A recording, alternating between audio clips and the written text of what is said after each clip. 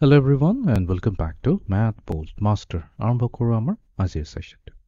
তো আমি ইলেক্ট্ৰিক ফিল্ডৰ ওপৰত বহুতখিনি কথা আমি ডিসকাস কৰিলোঁ। তো আজি এটা নতুন প্ৰবলেম এটা সলভ কৰিম। এই প্ৰবলেমটো জেনেৰেলি ইকুইলিব্ৰিয়াম ৰিলেটেড প্ৰবলেম আমি সলভ কৰিম। তো প্ৰথমতে আমি প্ৰবলেমটো পঢ়ি চাওঁ। তো আমাক দিয়া গৈছে দুটা চাৰ্জ Q1 and Q2। এতিয়া Q1 আৰু Q2 দুটাই হৈছে পজিটিভ চাৰ্জ। Q1 ৰ ভ্যালু দিয়া গৈছে 2 নেনোকুলম আৰু Q2 ৰ চাৰ্জৰ ভ্যালু দিয়া গৈছে 18 নেনোকুলম। দুইটাৰ মাজত যোনটো ডিসটেন্স আছে সেইটো দিয়া হৈছে 25 মিটাৰ। এতিয়া আমাক সুধিছে where should a third charge be placed such that it will be in equilibrium? এতিয়া প্ৰথমতেতো আমি জানিব লাগিব ইকুইলিব্ৰিয়ামৰ মিনিংটো কি হয়। ইকুইলিব্ৰিয়ামৰ মিনিংটো হৈছে net force equals to 0। Net force equals to 0। এতিয়া প্ৰবলেমটো আমি বুজিবলৈ চেষ্টা কৰোঁ। তো যিহেতু আমাক দুটা প্লাছ চাৰ্জ দিছে, আমাকতো প্ৰথমতে ইয়াতে জানিব লাগিব যে আমাৰ যোনটো এটা ইয়াতে লাইন অফ একশ্যন হ'ব। লাইন অফ একশ্যন মানে কি, এইটো এটা ওৱান ডাইমেনশ্যনেল প্ৰবলেম হয়। তো তাৰ মানে এই প্লাছটোৱে এই প্লাছটো কি কৰিব, ৰিপেল কৰিব। ই ৰিপেল কৰিব কোনটো, এইটো ডাইৰেকশ্যনত। এই প্লাছটো ইয়াক ৰিপেল কৰিব, ইও কৰিব এই ডাইৰেকশ্যনতে। তাৰমানে এই লাইন অফ একশ্যন যোনটো হৈ আছে সেইটো ডাইৰেকশ্যনতে ইহঁতে ৰিপেল হৈ আছে। সেইকাৰণে এইটো ভেৰি ইম্পৰ্টেণ্ট। এইটো এটা ওৱান ডাইমেনশ্যনেল প্ৰবলেম হয় ফাৰ্ষ্ট অফ অল।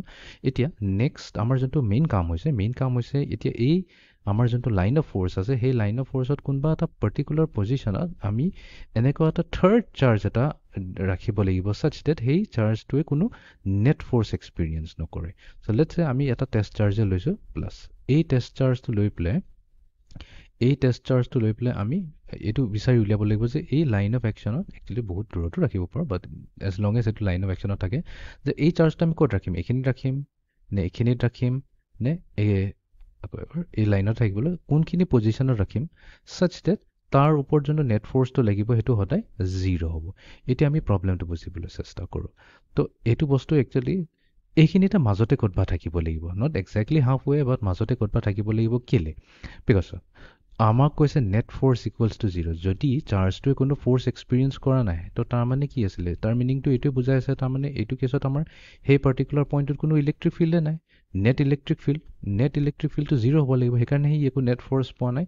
তো এতিয়া যদি আমি এই ফিগাৰটোৰে বুজিবলৈ চেষ্টা কৰোঁ, যদি প্লাছটো আমাৰ ইয়াতে থাকে তো তাৰমানে কি হ'ল, এই পাৰ্টিকুলাৰ পইণ্টটোৰে চালে হ'ল। এই পাৰ্টিকুলাৰ পইণ্টটো যদি চাওঁ তেনেহ'লে এই প্লাছ চাৰ্জৰ কাৰণে ইয়াতে ইলেক্ট্ৰিক ফিল্ড কি হ'ব, ৰেডিয়েলি আউটৱাৰ্ডছ হ'ব এই প্লাছ চাৰ্জৰ কাৰণে, ৰাইট। আৰু এই প্লাছ চাৰ্জৰ কাৰণে এই পইণ্টটোত কি হ'ব, এইটো ৰেডিয়েলি আউটৱাৰ্ড হ'ব। তো ইটোৱে সেইটো কি কৰিব পাৰে, নালিফাই কৰিব পাৰে। সেইটো ডিপেণ্ড কৰিব লোকেশ্যনত, বিকজ এটাৰ কিন্তু চাৰ্জ কম আছে এটাৰ চাৰ্জ বেছি আছে। তো সেইকাৰণে এইটো ডিপেণ্ড কৰিব কোনখিনিত ৰাখিলে তো বেষ্ট নালিফাই কৰিব, ঠিক আছে। বিকজ আমি যদি ইয়াক এইখিনিত ওচৰত বেছি ৰাখি দিওঁ, এই প্লাছৰ ওচৰত ৰাখি দিওঁ, ই বেছি জোৰে ইয়াক ঠেলা মাৰিব বিকজ কিউটোৰ ভেলু বেছি আছে, ঠিক আছে। তো অবভিয়াছলি ইয়াৰ মিনিংটো হ'ব পাৰে ই Q1ৰ ওচৰত থাকিব পাৰে কোনোবা এইখিনি এনেকুৱা লোকেশ্যনত ছাচ ডেট সেই পইণ্টত যদি আহি যায়, সেই পইণ্টত আহি গ'লে কি হ'ব, কোনো নেট ফ'ৰ্চ নাপাব। চ' আমি এটা কাম কৰোঁ, তো আমিতো এক্সেক্টলি ক'ব নোৱাৰিম, সেইটো আমাৰ কামেই হৈছে। আমাক কুৱেশ্যনে সুধিছে ৱেৰ শ্বুড ইট বি প্লেচ, তো আমি ডিষ্টেঞ্চটো উলিয়াব লাগিব। তো এজিউম কৰোঁ এইখিনিতে ক'ৰবাত মাজতে আছে, ঠিক আছে। তো আমি ক'ম যে এইখিনিৰ পৰা এইখিনিলৈ এই ডিষ্টেঞ্চটোক যিহেতু আমাক কেলকুলেশ্যন কৰিব লাগিব, এইটোক আমি এক্স বুলি কৈ ধৰি লওঁ। আৰু এই ডিষ্টেঞ্চটো কেতিয়া কি হ'ব, টোটেল এইখিনিৰ পৰা এইখিনিলৈ যদি 25 হয়, 25ৰ পৰা এক্স আমি যদি মাইনাছ কৰোঁ তো এক্স মাইনাছ 25 মিটাৰ, এইটো হৈ যাব আমাৰ ডিষ্টেঞ্চ। অ'কে, এতিয়া আমি এটা কাম কৰোঁ, আমি এতিয়া নেট ইলেক্ট্ৰিক ফিল্ডটো ওলাই লওঁ। তো ই নেট কি হ'ব, ই নেট হ'ব লাগে electric field due to charge Q1 plus electric field due to charge Q2, ঠিক আছে। এতিয়া ইয়াতে এইটো হৈছে আমাৰ E1 আৰু এইটো হৈছে আমাৰ E2। চ' ক্লিয়াৰলি আমাৰ ইয়াতে কি হ'ব, E1 পজিটিভ থাকিব বিকজ ই কি হৈছে, ই আমাৰ এক্স এক্সিছ ডিৰেকশ্যনত আছে, পজিটিভ এক্স ডিৰেকশ্যনত। তো সেইকাৰণে E1টো আমি পজিটিভ ৰাখিম। বাট ইটো কি হৈছে, ইটো কিন্তু আমাৰ নেগেটিভ এক্স ডিৰেকশ্যনত আছে। তো সেইকাৰণে আমি ইয়াতে প্লাছ নাৰাখোঁ, ইভেন তো মই বুজাবৰ কাৰণে প্লাছ কৰিছোঁ, বাট একচুৱেলি ইয়াতে কি হ'ব, এনেকৈ কৰি লিখোঁ তেতিয়া বেছি ক্লিয়াৰ হ'ব, প্লাছ মাইনাছ ইটো, ঠিক আছে। আৰু আমাৰ এই পাৰ্টিকুলাৰ পইণ্টত নেট কি হ'ব, এই নেট ভেলুটো সদায় 0 হ'ব। তাৰমানে আমি কি কৰিব পাৰিম, এইটোক ৰিপ্লেচ কৰি পেলাই এইখিনিত আমি লিখি দিম ইকুৱেলছ টু 0। তো এই ইকুৱেশ্যনটো যদি আমি ফাৰ্ডাৰ চিম্প্লিফাই কৰোঁ তেনেহ'লে আমি কি পাই যাম, E1 ইকুৱেলছ টু E2। তাৰমানে E1 আৰু E2 যোনটো ইলেক্ট্ৰিক ফিল্ড হয় দুইটাৰ মেগনিটিউড যদি সেম টু সেম হয় তো সেম টু সেম হোৱাৰ মিনি কি এফালে গৈ আছে এফালে গৈ আছে দুইটাৰ সেম টু সেমত কি আছে টাগ অফ ৱাৰ হৈছে মাজতে ফিক্স হৈ আছে দুইটাৰ ষ্ট্ৰেংথ একদম সেম টু সেম হয় তো এটা কি হ'ব নালিফাই হৈ যাব আৰু এইখিনিত আমাৰ নেট ইলেক্ট্ৰিক ফিল্ডটো 0 হৈ যাব নেট ইলেক্ট্ৰিক ফিল্ড 0 হ'লে নেট ফ'ৰ্চ অট'মেটিকেলি 0 হ'ব আৰু পাৰ্টিকলটো আমাৰ ইকুইলিব্ৰিয়ামত থাকিব তো এতিয়া আমি এই ইকুৱেশ্যনটো ইউজ কৰোঁ তো E1ৰ ফৰ্মুলাটো কি হ'ব E1 হৈছে K Q1 divided by distance square. এতিয়া Q1 or distance এই পইণ্টৰ পৰা কিমান হয় x তো আমি এইখিনি লিখিব লাগিব x square equals to K E2 কি হৈছে E2 হৈছে electric field due to charge Q2 তো এইখিনি আমি Q2 ল'ব লাগিব Q2 divided by এতিয়া Q2ৰ distance from this point এই পইণ্টটো P কৈ লওঁ পইণ্ট P ৰ distance কি আমি এইটো লৈছোঁ x minus 25 তো এইটো হ'ব আমাৰ x minus 25 whole square okay Q1 ৰ ভ্যালু দিয়া আছে Q1 ৰ ভ্যালু দি আছে 2 ন্যানো কুলম তো এইটো আমি এটা কাম কৰি এটা K আৰু K গুচাই দিম তো ইয়াতে আমি ক্ৰছ মাল্টিপ্লাই কৰি দিওঁ so Q1 multiplied to x minus 25 whole square equals to এইটো Q2 থাকিল বা এইটো মাল্টিপ্লাই হৈ গ'ল x square ৰ লগত ওকে Q1 আৰু Q2 ৰ ভ্যালু আমি এটা সাবস্টিটিউট কৰি দিওঁ Q1 কি হৈছে Q1 দি আছে 2 ন্যানো কুলম ন্যানো মানে হৈছে 2 * 10 to the power minus 9 coulomb multiply to x minus 25 whole square আৰু ইফালে Q2 কি দিয়া আছে 18 ন্যানো কুলম তো এইটো হৈ গ'ল আমাৰ 18 * 10 to the power minus 9 coulomb আৰু ইফালে আছে multiply to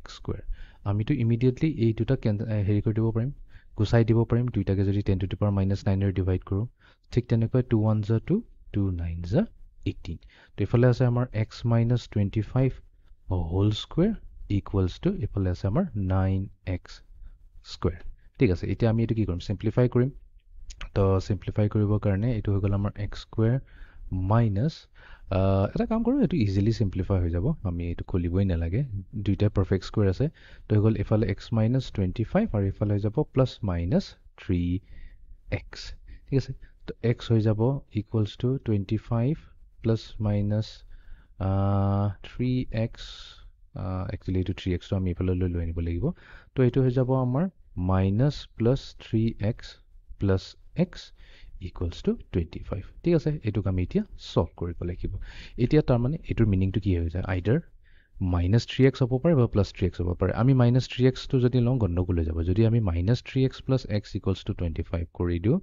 তো এটো প্ৰবলেম কি হ'ব ইয়াতে আহিব minus 2x তো দিস তো এটো হৈ গ'ল x equals to minus 25 by 2 এটো problematic আছে because x কিটিও কি হ'ব নৰে নেগেটিভ হ'ব নৰে ডিসটেন্স কিটো নেগেটিভ না তো এটো সলিউশন আমি ৰিজেক্ট কৰি দিম whereas plus 3x plus x যদি লওঁ এটো প্ৰবলেম নাই তো plus 3x plus x equals to 25 তো এটো হৈ গ'ল আমাৰ 4x equals to 25 তো x ভ্যালু কি হৈ যাব 25 divided by 4 তো x হৈ গ'ল equal to 25 ক 4 ৰে ডিভাইড কৰিলে আমি কিমান পাম 6 10 থাকি গ'ল 4 to the 8 4 6.25 তো 6.25 মিটাৰস পাই গলো তো 6.25 মিটাৰস মানে কি হৈ গ'ল এই ডিসটেন্স to হৈ গ'ল আমাৰ 6.25 মিটাৰস আৰু ইয়াতে হ'ব আমাৰ x minus 25 মই ইয়াতে মিস্টেক এটা কৰিলো মিস্টেকটো actually আমাৰ ক্যালকুলেশন কোনো প্ৰবলেমেটিক নহল বাট মিস্টেকটো এটো হৈছে মই 25 minus x লৈছো এটো কেনেকা হ'ব x minus 25 নহব টোটালটো হৈছে 25 ৰ পৰা আমি x minus কৰিছো ৰাইট তো এটো এখিনিত আমি প্ৰবলেম মই এখিনিতে কৰিলো মাই ব্যাড তো এখিনিত হ'ব লাগিছিল আমাৰ 25 minus x আৰু এখিনিটো হ'ব আমাৰ 25 minus x এটো হৈ যাব 25 minus x এটো হৈ যাব আমাৰ 25 minus x মই চেঞ্জ কৰি দিও 25 minus x whole square আছে তো হেকানে একো প্ৰবলেম নিদিলে আমাৰ lucky for us but actually এটো 25 minus x হয় তো এখিনিত হ'ব আমাৰ তো এখিনিত মই ক্যালকুলেশনটো মডিফাই কৰি দিও তো এটো হৈ যাব আমাৰ 25 minus x equals to plus minus 3x তো এটো হৈ গ'ল আমাৰ 25 equals to x plus minus 3x তো এটো আছে ঠিকই আছে কোনো এখিনি প্ৰবলেম হোৱা নাই আমাৰ x 6.25 আহিছে বাকি ক্যালকুলেশনৰ মতে এটো হৈ গ'ল আমাৰ 6.25 তো এইখিনি ডিসটেন্স কি হ'ব 25 ৰ পৰা 6.25 আমি গুচাব লাগিব তো এটো হৈ গ'ল 0.75 তো ইফালে আমাৰ হৈ গ'ল 4 4 ৰ পৰা 14 ৰ পৰা 6 গুচি গ'ল তো এটো হৈ যাব আমাৰ 8 আৰু ইফালে হৈ যাব আমাৰ 1 এবাৰ ভেৰিফাই কৰি yes এটো হৈ গ'ল আমাৰ 18.75 তো এতিয়া আমি ফিগাৰটো ভালকৈ বুজিবলৈ চেষ্টা কৰো বেছি ক্লিয়াৰ হৈ যাব তো আমাৰ আছে এখিনিত প্লাস চাৰ্জ এইখিনিত আছে প্লাস চাৰ্জ দুইটাৰ মাজৰ ডিষ্টেঞ্চটো দিয়া আছে 25 মিটাৰ আৰু আমি কি পালোঁ এইখিনিত পাইছোঁ such that এইখিনিৰ পৰা এইখিনিলৈ ইমানখিনি ডিষ্টেঞ্চ হৈছে 6.25 মিটাৰ্ছ আৰু এইখিনিৰ পৰা এইখিনিলৈ হৈছে আমাৰ কিমান পাইছিলোঁ আমি 18.75 এই ভেলুটো পাইছোঁ আমি 18.75 মিটাৰ এইটো আছিলে কাৰণ 18 নেনো কুলম আৰু সেইটো আছিলে 2 নেনো কুলম চ' ক্লিয়াৰলি 18 নেনো কুলমটো এইটো পইণ্টত বেছি ফ'ৰ্চেৰে ইয়াক ঠেলিব বিচাৰিব তো সেইকাৰণে ইলেক্ট্ৰিক ফিল্ডৰ মেগনিটিউড এইখিনিত বেছি হ'ব ৱেৰাছ এইটো বেছি ক্ল'জ আছে এইখিনিতো অলমষ্ট ইকুৱেল এমাউণ্টৰে হ'ব বাট এইটোৱে সেইটো কি কৰিব নালিফাই কৰিব সেইকাৰণে আমাৰ এইটোৱে পইণ্ট হৈছে এইটোৱে এটা স্পেচিয়েল পইণ্ট হৈছে য'ত আমি যদি এটা থাৰ্ড নম্বৰৰ চাৰ্জ ৰাখোঁ ঠিক আছে পজিটিভ ৰাখিব লাগিব কিন্তু সেইটো কেয়াৰফুল পজিটিভ চাৰ্জ এটা যদি ৰাখোঁ একচুৱেলি ইয়াতে ডাজ নট মেটাৰ পজিটিভ ৰাখোঁ নেগেটিভ ৰাখোঁ বিকজ আমি কণ্ডিশ্যনটো এনেকৈ কৰি লৈছোঁ যে ইয়াতে আমি যিয়ে ৰাখোঁ এই পইণ্টটোত আমাৰ নেট চাৰ্জটো কি হ'ব জিৰ'ই হ'ব তো সেইকাৰণে এইটোৱে হৈ গৈছে আমাৰ পইণ্ট এই পইণ্টটো আমি কেনেকৈ চুজ কৰিছোঁ যে 2 নেনোকুলম চাৰ্জৰ পৰা 6.25 মিটাৰ্ছৰ দূৰত থাকিব আৰু 18 নেনোকুলম চাৰ্জটোৰ পৰা 18.75 মিটাৰ দূৰত থাকিব তো এইটোৱে হৈ গৈছে আমাৰ ফাইনেল চলিউশ্যনটো